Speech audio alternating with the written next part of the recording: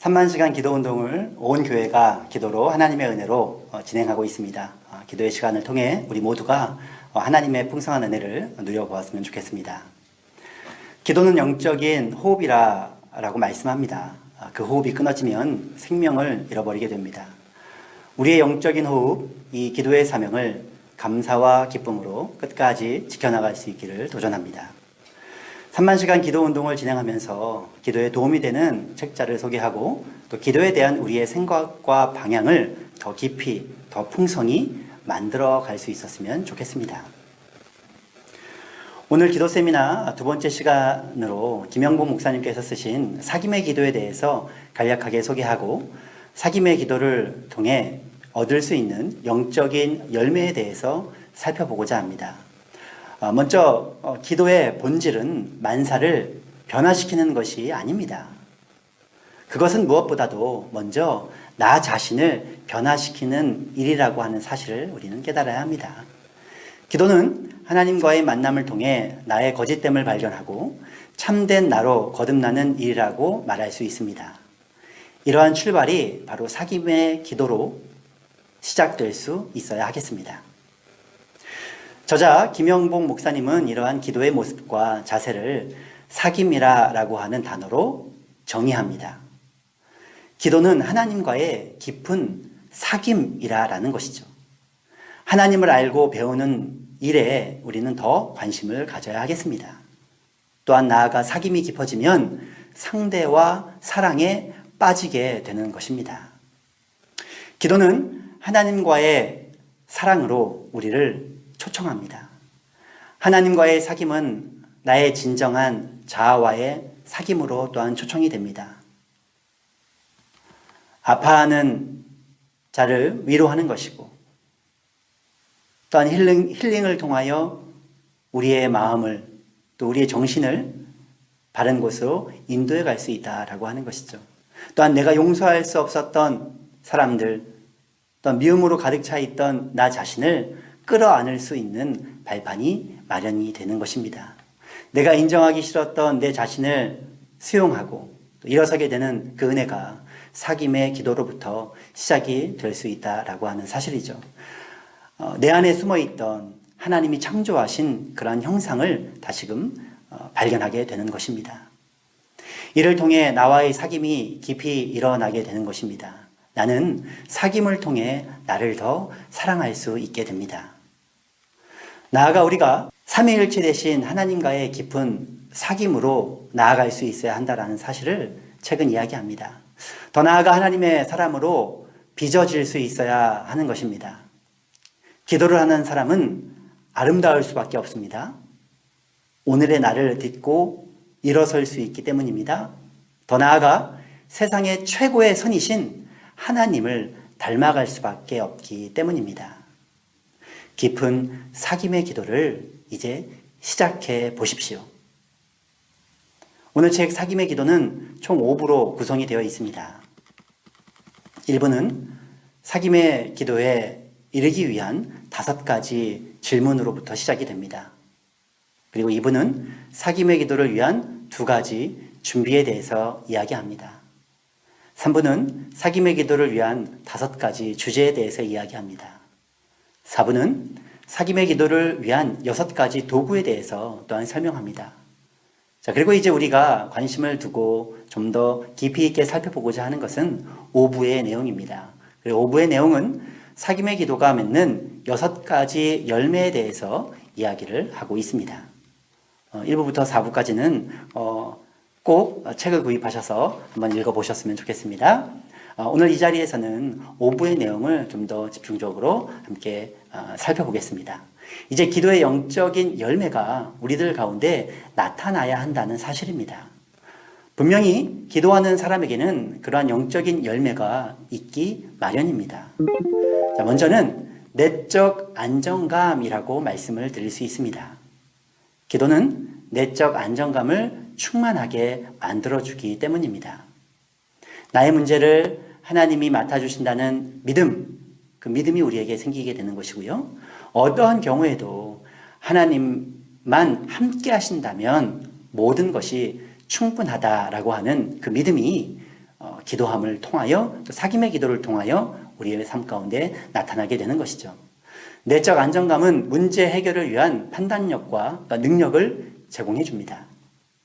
기도를 통해 얻는 내적 안정감은 다른 방법으로 얻는 안정감과는 큰 차이가 있다라고 책은 설명합니다. 무엇보다도 깊은 사귐의 기도가 우리의 내적 안정감을 만들어갈 수 있다라고 하는 것이죠. 기도의 사람들에게 내적 안정감이 주는 그러한 힘과 능력이 나타나게 된다는 사실입니다. 특별히 사무엘상 17장 45절의 말씀을 살펴보면 이렇게 말씀은 이야기합니다. 너는 칼과 창과 단창으로 내게 오거니와 나는 만군의 여호와의 이름 곧 내가 모욕하는 이스라엘 군대의 하나님의 이름으로 내게 나아가노라. 아멘. 다윗의 고백입니다. 다윗은 기도함으로 말미암아 내적 안정감이 풍성했던 사람이었다라고 볼 수 있습니다. 다윗은 이 믿음 때문에 현실을 제대로 볼 수 있는 통찰력까지 소유하게 됩니다. 막무가내의 믿음이 아닙니다. 현실적으로 자기가 해낼 수 있는 방향과 목표를 구체화시킬 수 있는 힘이 바로 사귐의 기도를 하는 기도의 사람들에게 나타난다라고 하는 사실을 일단 우리는 기억해 보아야 하겠습니다. 사귐의 기도를 통해 우리는 그러한 믿음을 소유해야 합니다. 항상 침착하게 현실을 직시하고 냉철하게 판단하여 행동할 수 있어야 합니다. 이것이 영적인 사람의 모습일 수 있습니다. 불끈 달아올라 춤을 추다가 금세 식어버리는 것은 참된 믿음의 모습이 아닙니다. 참된 믿음의 모습은 기도로 준비된 사람의 삶이라고 하는 사실을 다시금 우리는 깨달아야 하겠습니다. 사귐의 기도를 통해 얻게 되는 두 번째 열매는 전인적 건강입니다. 인간의 몸은 유기체이므로 영적 삶은 육적 건강과 뗄 수 없다라는 것이죠. 기도의 목적은 또한 영성에 있습니다. 하지만 기도는 정신적 또 육체적 파급 효과를 가지고 옵니다. 영적 생활은 욕구를 절제하는 삶으로 또한 연결이 됩니다. 온전한 건강의 세 가지 조건을 책에서는 다음과 같이 이야기하고 있습니다. 영과 혼과 육이 조화를 이루어야 하고요. 다른 생명의 건강과 조화를 이루어야 합니다. 또 하나님의 뜻을 위해 사용되어야 한다는 것이죠. 그렇습니다. 사귐의 기도는 영적으로 깨어나게 하고 영적인 깨어남은 삶의 모든 면에서 절제할 수 있는 힘을 길러줍니다. 본능적인 욕구에 압도되어 살던 상태에서 벗어나 그 욕구를 제어하는 단계로 나아가는 것입니다. 자신의 욕구를 채우기 위한 삶이 이제는 하나님의 뜻을 이루기 위한 삶으로 변화되어야 한다는 것이죠. 또한 우리는 건강지상주의를 경계해야 합니다.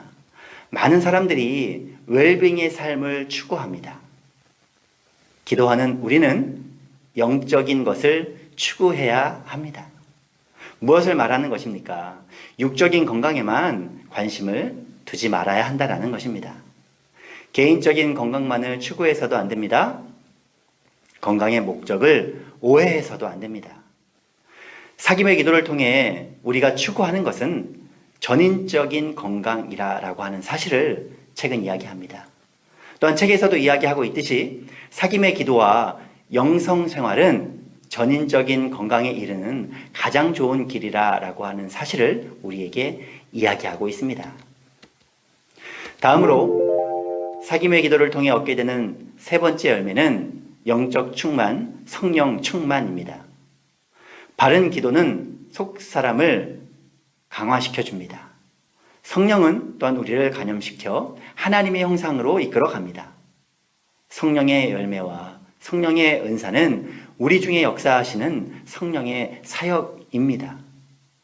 또 은사의 원리로 세 가지로 우리에게 소개하고 있는데요.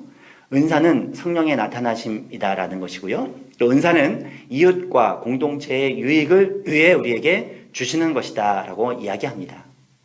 은사의 최고봉은 사랑이라고 하는 사실을 또한 우리에게 이야기해주고 있습니다.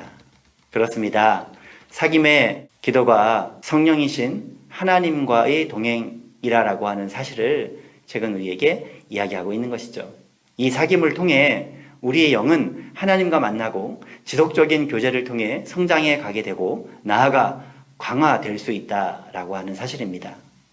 에베소서 3장 14절에서도 사도 바울이 말하고 있듯이 우리의 속사람이 성장하여 변화되어야 한다라고 하는 사실을 이야기합니다.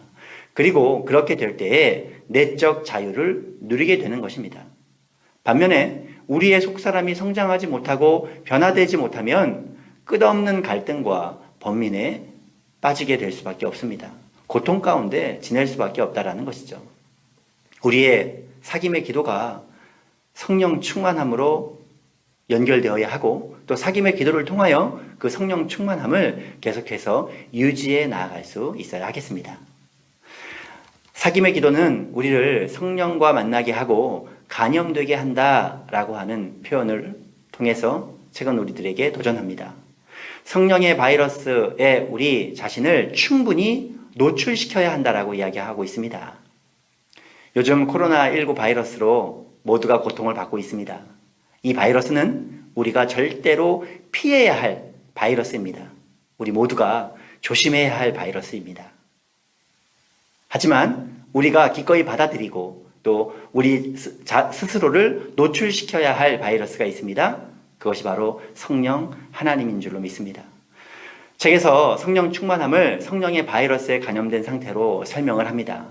즉 성령에 감염되면 이제 내 삶의 주인은 내가 아니라 성령 하나님이 되시는 것입니다.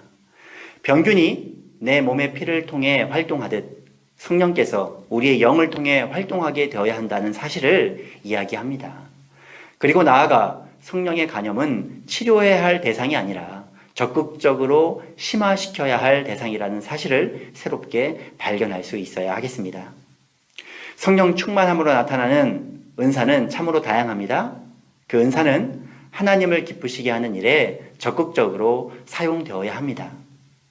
개인의 유익이 아니라 공동체의 유익을 위해 그 은사가 사용되어야 한다라는 것이죠. 사귐의 기도를 통해 얻게 되는 이 세 번째 열매, 성령 충만, 영적 충만은 나를 드러내는 것이 아니라 성령께서 드러나야 한다라는 것입니다.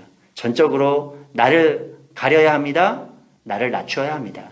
그리고 오직 성령 하나님, 주님만을 높여드릴 수 있는 그런 삶의 모습이 우리에게 나타나야 한다라는 것이죠. 그렇습니다. 나는 성령의 아름다움이 밝히 드러나도록 도와야 한다라고 하는 사실을 우리는 깨달아야 합니다. 교회가 진정 교회되고 그리스도인이 진정으로 그리스도인이 되려면 성령의 아름다운 나타나심이 있어야 합니다. 오직 성령 하나님께 우리를 통해 역사하시도록 겸손히 겸비되는 복된 성도들이 되시기를 바랍니다. 다음으로 사귐의 기도를 통해 얻게 되는 네 번째 열매는 존재의 변화입니다. 사귐의 기도는 하나님의 진리를 깨닫고 실천하도록 만들어갑니다. 초보적인 단계에서 자아는 깨달은 진리를 거부할 수밖에 없습니다. 그래서 진리의 속박을 경험하게 된다는 것이죠. 사귐의 기도를 통해 깨달은 진리는 과거에 즐기던 것들을 포기하게 합니다. 또한 인생의 승패는 진리를 얼마나 밝히 깨닫고 실천하는 안에 달려있다라고 책은 우리들에게 설명합니다. 다시 말씀드리자면 사귐의 기도를 통해 하나님의 영과 마주치면 죽어있던 우리 영은 깨어나게 되고 진리를 깨닫기 시작합니다. 그럼 이제부터가 시작입니다. 그 진리를 실천하느냐 못하느냐의 문제가 우리 가운데 발생하기 때문입니다. 혹시 기도를 하면 할수록 또 진리를 알면 알수록 삶이 더 힘겨워지고 또 어려워진다라고 생각을 하십니까? 아직 초보적인 단계에 있기 때문입니다. 사도 바울도 우리의 그러한 연약함을 로마서 7장에서 분명히 설명해 주고 있습니다. 오호라 나는 곤고한 사람이로다. 이 사망의 몸에서 누가 나를 건져내랴. 사망의 몸에 우리를 건져내실 분은 오직 예수 그리스도 한 분밖에 없습니다. 이것이 복음이고 이 사실을 믿고 의지할 때 우리의 삶에는 변화가 일어나게 됩니다. 예수 그리스도 안에 참된 자유가 있습니다. 예수 그리스도 안에 참된 진리가 있습니다. 하나님 안에서 전인적인 통합이 이루어져 나아간다라고 하는 사실을 또한 우리는 새롭게 깨달아야 합니다. 성경 말씀 요한복음 8장 32절의 말씀은 또한 이렇게 이야기합니다. 진리를 알지니 진리가 너희를 자유롭게 하리라.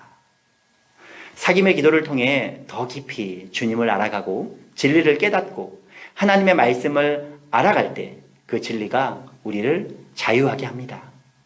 더 이상 속박이 아니라 참된 자유함을 누릴 수 있게 되는 것입니다. 기도를 통해 진리를 깨닫고 진리의 사람으로 변화해가는 복된 과정을 받아들일 수 있어야 하겠습니다. 하지만 그 과정은 쉽지 않습니다.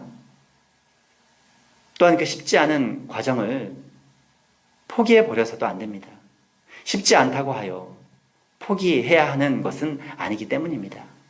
진리의 사람으로 존재의 변화 과정을 담대히 믿음으로 받아들이고 그 변화의 과정 속에 하나님이 주시는 은혜를 풍성히 누리는 기도의 사람들이 되어야 하겠습니다. 책에서는 그 과정에 들어가는 진리의 사람들에게 나타나는 특징을 다음과 같이 설명합니다.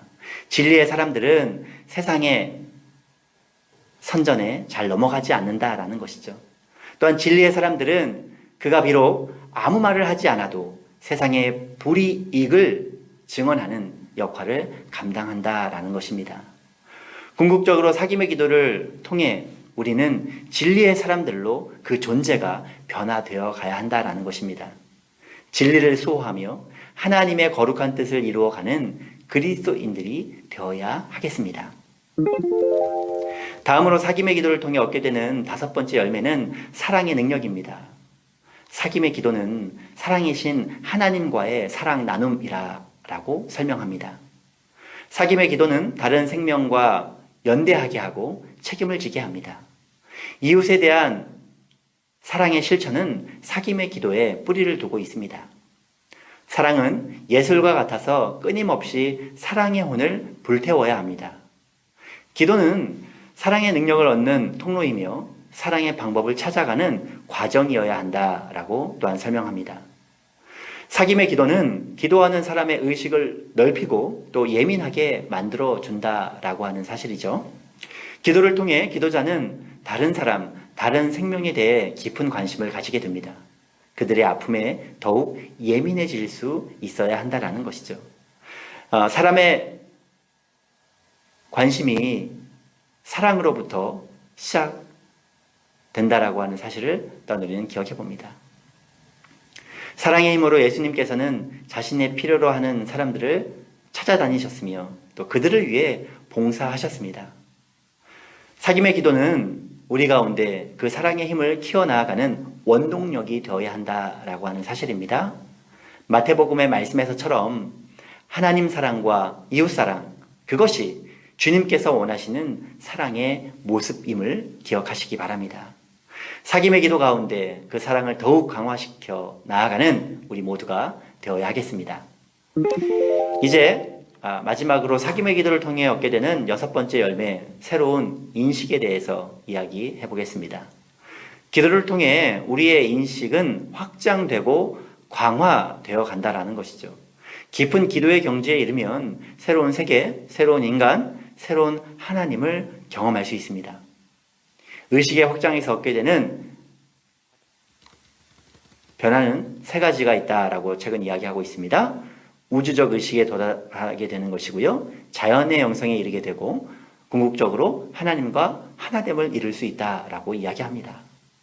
분명한 사실은 그리스도 안에, 즉 성령 안에 거하면 우리는 새로운 존재로 새로운 인식으로 우리의 관점과 우리의 시각이 변화될 수밖에 없다라고 하는 사실입니다. 고린도후서 5장 17절의 말씀입니다. 그런즉 누구든지 그리스도 안에 있으면 새로운 피조물이라. 이전 것은 지나갔으니 보라 새 것이 되었도다 라고 말씀합니다. 그리스도 안에 있게 되면 성령님과의 교제가 이루어집니다. 성령님과의 교제가 이루어지는 사람은 새로운 존재로서 다시금 삶을 새롭게 살아갈 수 있게 된다는 것이죠. 주님 안에, 그리스도 안에 우리는 새로운 피조물로, 새로운 관점으로, 새로운 삶으로 나아가게 된다라고 하는 사실입니다. 그리스도 안에서 세상을 보며 보라 새로운 세상이로다 라는 감탄이 날마다 우리의 삶 가운데 고백이 되어질 수 있기를 도전합니다. 오늘 김영복 목사님의 저서인 사귐의 기도에 대해서 간략하게 소개하고 그 내용을 정리해 보았습니다.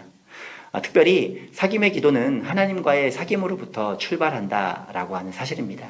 그리고 그 사귐의 기도를 통해 우리는 분명히 영적인 열매들을 경험할 수 있다라는 것이죠. 오늘 김영복 목사님께서도 언급을 하고 있지만 기도의 유익을 경험하려면 바르게 아는 것 못지않게 바르게 실천하는 것이 중요하다.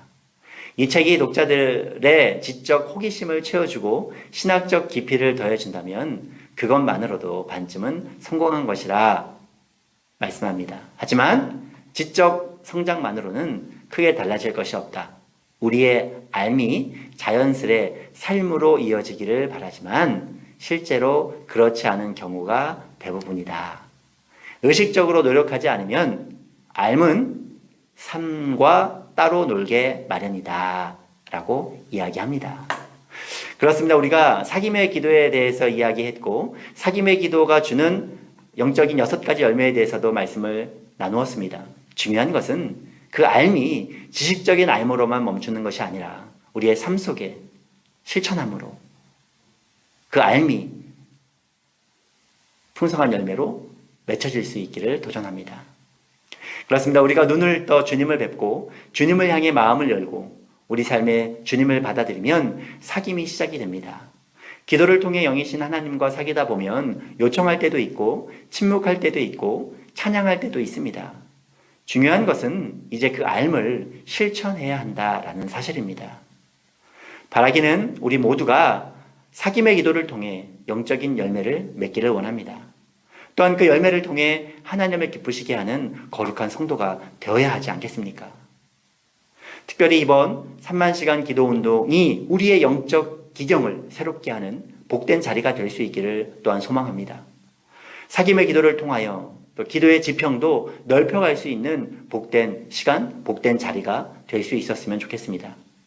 나아가 하나님께서 부어주시는 풍성한 열매를 맺으며 기도의 응답으로 하나님의 영광을 드러내는 저와 여러분들이 될 수 있기를 간절히 소망합니다. 감사합니다.